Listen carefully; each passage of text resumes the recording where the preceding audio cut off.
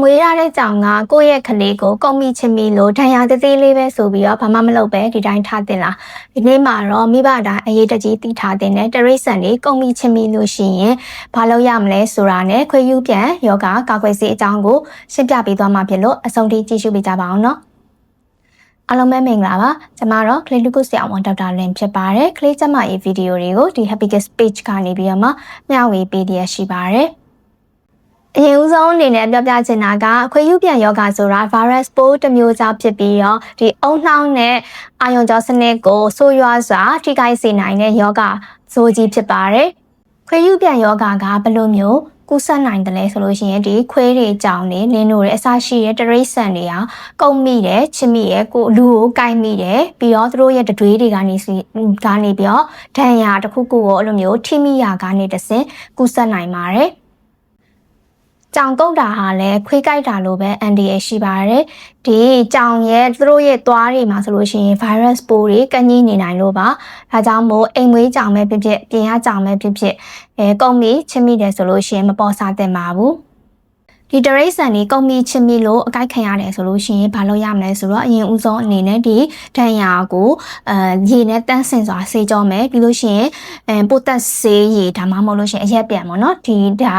အဆေးရည်တွေကိုထည့်မယ်ပြီးရနဲ့ဒီဆက်ရဆေးရုံစီကံကိုချက်ချင်းသွားမယ်အဲ့ဒီမှာဆရာဝန်ကအဲ့ဒီ post exposure prophylaxis ကာကွယ်ဆေးကိုသူတို့လိုအပ်သလိုညွှန်ကြားမှာဖြစ်ပါတယ်ဒီလိုမျိုးကာကွယ်ဆေးမှာဆိုလို့ရှိရင်သွားပထမဆုံးနေရဟိုပါပေါ့နော်နီးရတော့2မျိုးရှိရယ်ပထမနီးရကြတော့အဲ့ဒီ 5 dose regimen အနေနဲ့သူကတော့ဒီဖြစ်ချင်းနေ day 0ပေါ့နော် day 0 3 7 14 28ဆိုပြီးတော့ဒီလိုမျိုးရက်အလိုက်ပုံမှန်ထိုးရတာပါနောက်တစ်ခုကကြာနောက်တစ်နေ့ကကြာတော့သွား4 dose regimen မှာသွားကြတော့ day 0မှာဆိုလို့ရှိရင်2 dose ထိုးရပြီးတော့ day 0ရဲ့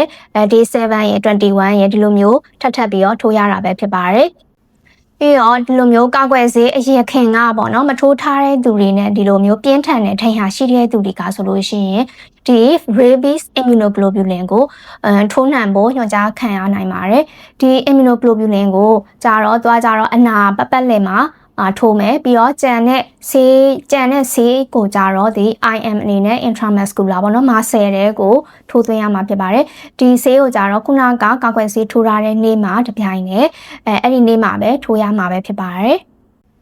ခွေးယူပြန်ယောဂကနေပြီးတော့မှကြိုတင်ကာကွယ်ဖို့အတွက်ဘယ်လိုမျိုးလုပ်ရမလဲဆိုလို့ရှင်เนาะခုနကပြောထားတဲ့အဲ့ဒီကိုယ့်ရဲ့အိမ်မွေးတရိတ်ဆန်တွေကိုနှစ်စဉ်ကာကွယ်ဆေးတေချာထိုးမယ်ပြီးတဲ့အခါကျတော့အဲ့ဒီကိုယ့်ရဲ့ကလေးတွေပေါ့နော်အဲ့ဒီအိမ်မွေးတရိတ်ဆန်တွေနဲ့ဝေးနေခိုင်းတာတော့ပို့ပြီးတော့ကောင်းပါတယ်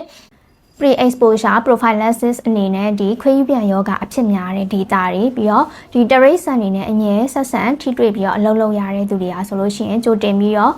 ကာကွယ်ဆေးထိုးထားလို့ရပါတယ်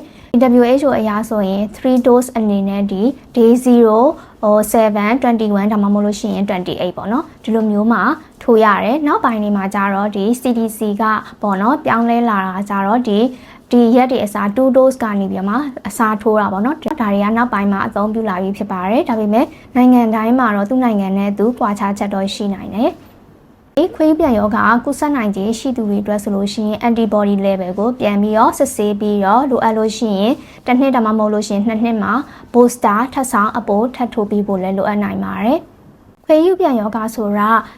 ကောင်းကွယ်လို့ရတဲ့ယောဂပဲဖြစ်ပါတယ်ဒါကြောင့်မို့ကြောင်နေခွေးတွေကုံမိရဲချစ်မိတယ်ဆိုလို့ရှိရင်ပေါ်ဆာမနေပဲနဲ့အရင်ဦးဆုံးဒဏ်ရာကိုတန်ဆင်စီကြောပြီးတော့နှိစက်ရစီယုံစီကံကိုအမြန်ဆုံးသွားတင်ပါတယ်လို့သတိပေးချင်ပါတယ်ဒီဗီဒီယိုလေးကအသုံးဝင်နေဆိုလို့ရှိရင်တခြားကလေးမိဘတွေအတွက်လည်း like and share လုပ်ပေးဖို့လည်းမမေ့ပါနဲ့ကလေးကျမရေးဗီဒီယိုတွေကိုဆက်ပြီးတော့ကြည့်ရှုနိုင်မှုအတွက်ဒီ Happy Kids page ကိုလည်း follow လုပ်ထားပေးကြပါအောင်နော်